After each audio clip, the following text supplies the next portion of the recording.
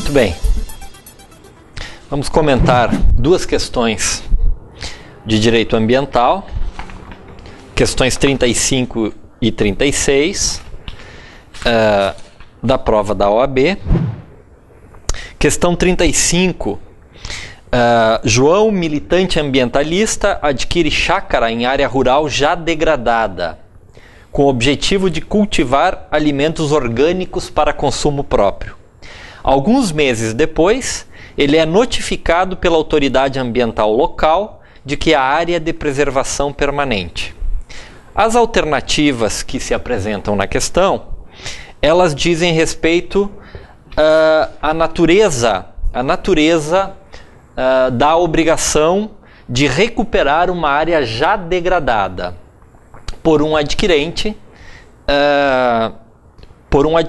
que não tenha efetivamente contribuído para essa degradação ambiental. Qual a sua responsabilidade na recuperação desse local degradado? O gabarito oficial traz a alternativa A, me parece adequadamente. Aqui não me parece haver margem para recurso, né?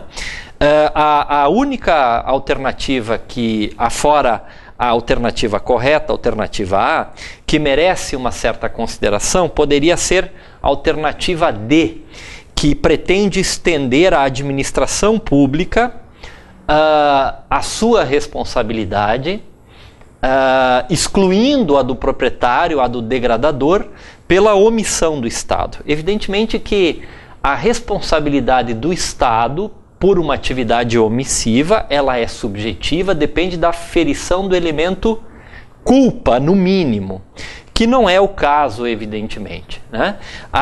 O gabarito oficial traz corretamente a alternativa A como a solução correta, né? Dizendo que a obrigação de regenerar a área é efetivamente do proprietário, reconhecendo assim uma obrigação real, propter rem, chamada propter rem, obrigação própria da coisa, né? Pouco importando tenha o atual proprietário, o novo proprietário, contribuído para essa degradação ambiental. Obviamente que essa construção, né, da natureza propter rem dessa obrigação de reparar o dano, ela veio ao longo do tempo. Inicialmente, nós temos, por exemplo, o caso de um recurso especial 229-302 de 99 do STJ, em que o ministro Garcia Vieira afirmava a inexistência de nexo causal, reconhecendo, portanto, uma obrigação pessoal na reparação de área degradada e não uma obrigação real. Já no ano seguinte, numa outra decisão da mesma primeira turma, o RESP 222349 reconheceu tratar-se efetivamente de uma obrigação real, própria da coisa. Por quê? Não obstante não haja nexo de causalidade entre a conduta do adquirente de uma área degradada e a degradação em si, como se trata de uma obrigação real, haveria nexo simplesmente pela transmissão da propriedade. O próprio direito de propriedade exige uma atuação ativa, proativa do seu proprietário, para que esta propriedade rural cumpra a sua função social. Esse é o entendimento que foi construído. Depois, com a edição do Código Civil, inclusive, né, lá no artigo 1228, em que afirma os requisitos de a propriedade, dentre elas a propriedade rural, exercer uma função social que diz respeito não só à função econômica e social, mas também à função de preservação ambiental, dispositivo que, na verdade, repete, de certo modo, um dispositivo do Estatuto da Terra que já reconhecia a função social da propriedade rural, inclusive sob pena de desapropriação para aquela propriedade que não cumpre a função social da propriedade rural. Inclusive sob pena, como disse, de desapropriação dessa área. Portanto, como a obrigação de recuperar decorre de um poder-dever, né, do proprietário de uma área, então não há dúvida que a propriedade deve exercer a função social e, para tanto, deve atender também à questão da sustentabilidade ambiental. O professor Milaré, na sua obra, já referia que se trata efetivamente a obrigação de recuperar uma área degradada, ainda que o atual proprietário não tenha contribuído para a sua degradação, é efetivamente do proprietário na medida em que se trata de uma obrigação real, propter rem, própria da coisa. E hoje essa discussão encontra-se superada pela edição do novo Código Florestal. Se o novo Código Florestal retrocede em grande parte nos níveis de proteção ambiental, nesse aspecto nós podemos dizer que houve uma evolução. Quando o novo código trata do regime de proteção das áreas de preservação permanente, no artigo 7º, parágrafo 2º, e também no regime da área de reserva legal, no artigo 66, parágrafo 1º, há duas, portanto, referências expressas em nível legislativo, no sentido de que a obrigação de manter e de recuperar, se for o caso, a obrigação de manter e de recuperar, como eu disse, as áreas de preservação permanente e as áreas de reserva legal são, de fato, obrigações com natureza real transmitida ao sucessor no caso de transferência de domínio ou posse do imóvel rural. Tanto o 7º, parágrafo 2º, quanto o 66, parágrafo 1º, tem redação semelhante, afirmando, portanto, que se trata de uma obrigação propter rem, uma obrigação real propter rem. Não há dúvida com relação a isso, portanto, a questão 35 não parece haver possibilidade de recurso, o gabarito oficial andou bem, não há nenhum problema. Já a questão 36 merece uma certa atenção e, inclusive, apresenta uma possibilidade de recurso aqui. A questão 36 trata do estudo de impacto ambiental, como, inclusive, adiantamos em aula. O estudo de impacto ambiental, ele vem previsto no artigo 225 da Constituição Federal, no inciso 4º do parágrafo 1º, que diz precisamente que caberá ao poder público, para efetivar o direito ao meio ambiente ecologicamente equilibrado previsto no caput, né? Então, inciso 4º, exigir na forma da lei para a instalação de obra ou atividade potencialmente causadora de significativa degradação do meio ambiente, estudo prévio de impacto ambiental a que se dará publicidade. A questão veio assim redigida: na perspectiva da tutela do direito difuso ao meio ambiente, o ordenamento constitucional exigiu o estudo de impacto ambiental para instalação e desenvolvimento de certas atividades. Nessa perspectiva, o estudo prévio de impacto ambiental está concretizado no princípio da precaução, da prevenção, da vedação ao retrocesso, do poluidor pagador. O gabarito oficial traz a alternativa B como correta, ou seja, que o estudo prévio de impacto ambiental está concretizado no princípio da prevenção. No entanto, boa parte da doutrina e inclusive da jurisprudência discorda desta resposta trazida pelo gabarito oficial, o que dá margem, portanto, de um eventual recurso. Não há disposição legal expressa, né, vinculando o estudo prévio de impacto ambiental a um determinado princípio de direito ambiental. Decorre da interpretação. Alguns autores, inclusive, eles acreditam, eles sustentam que não há diferença relevante, pragmática, entre ambos os princípios.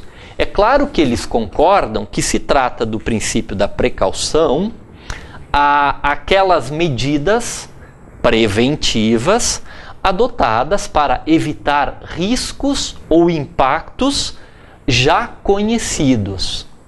E quando eu trato do princípio da precaução, significa dizer que eu devo adotar medidas precaucionais para evitar ou impedir atividades cujos efeitos ainda não tenham sido adequadamente revelados ou conhecidos pela ciência, pela técnica.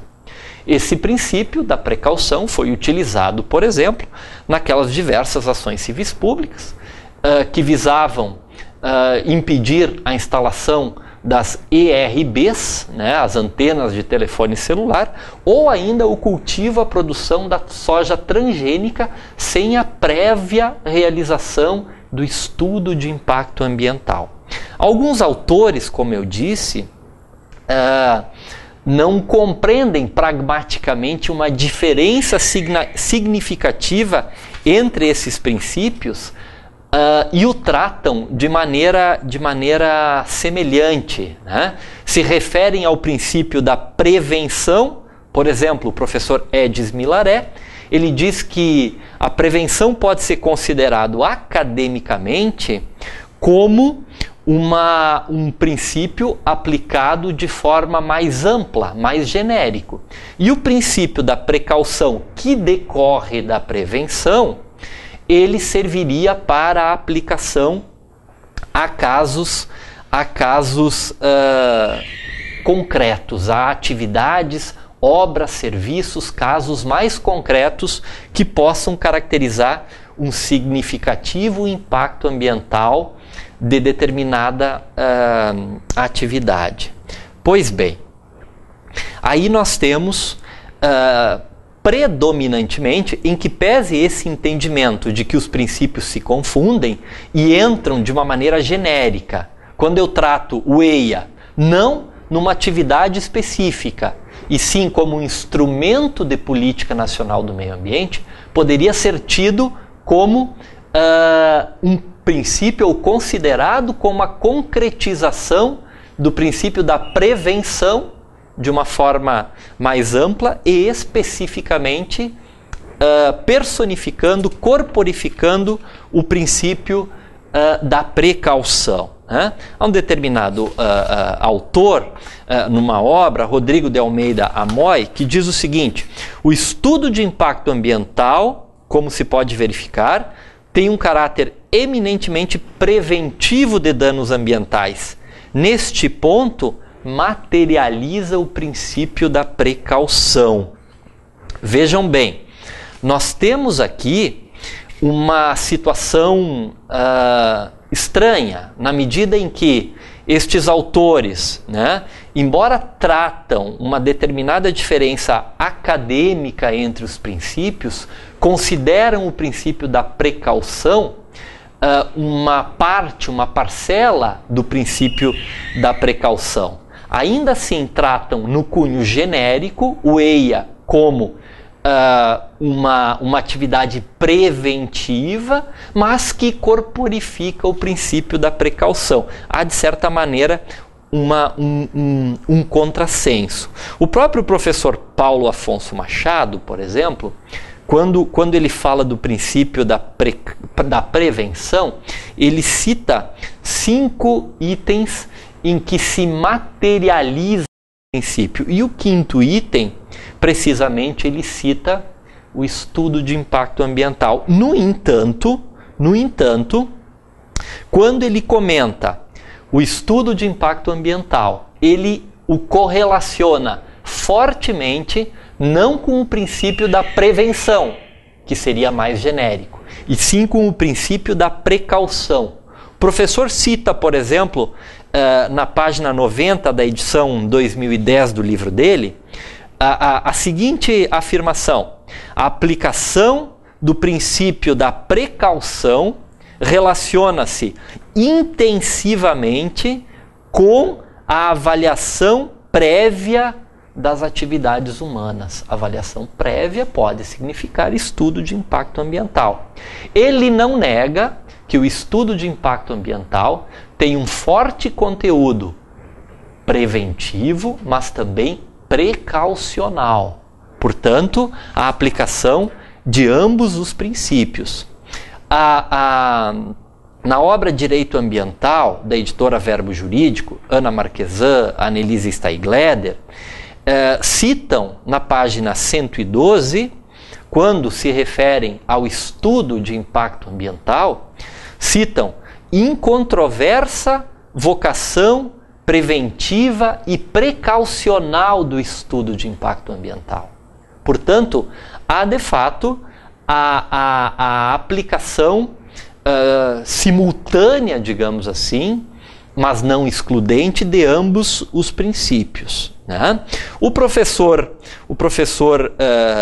Fiorillo, por exemplo, na sua obra também, ele informa que não há diferença pragmática entre os princípios da prevenção e da precaução. Não há essa diferença.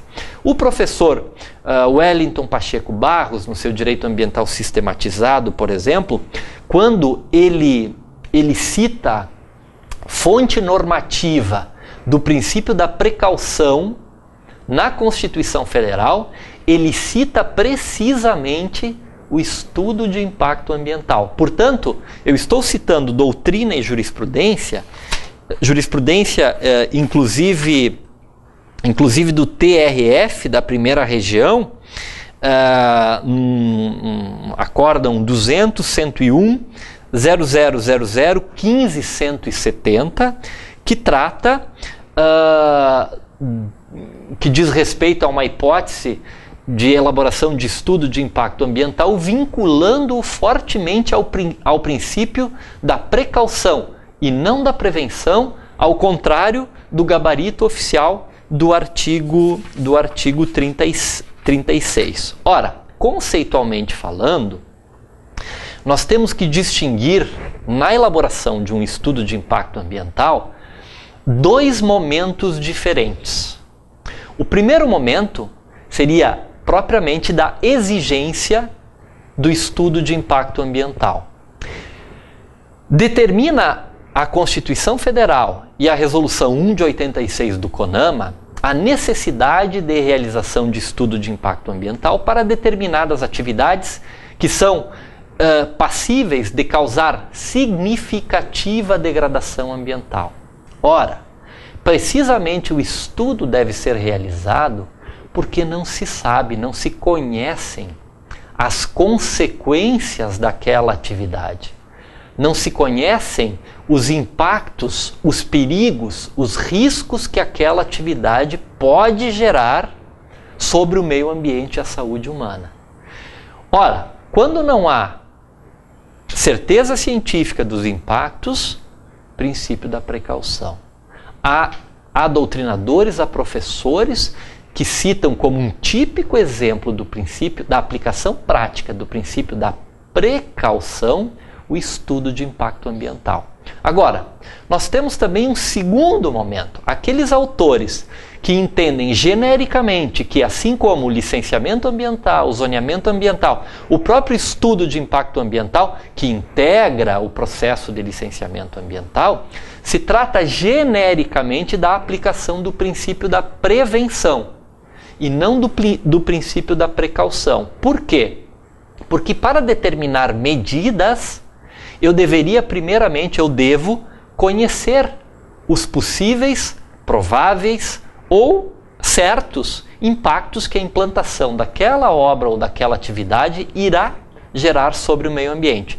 Portanto, eu não estaria ainda na exigência do estudo, eu não estaria ainda diante de uma dúvida de um desconhecimento científico sobre os impactos que essa atividade pode gerar. Portanto, eu ainda estou no âmbito preventivo, no âmbito de esclarecimento, de conhecimento. A partir do momento em que, realizado o estudo de impacto ambiental, eu posso identificar impactos cujos efeitos ao meio ambiente a ciência já conhece.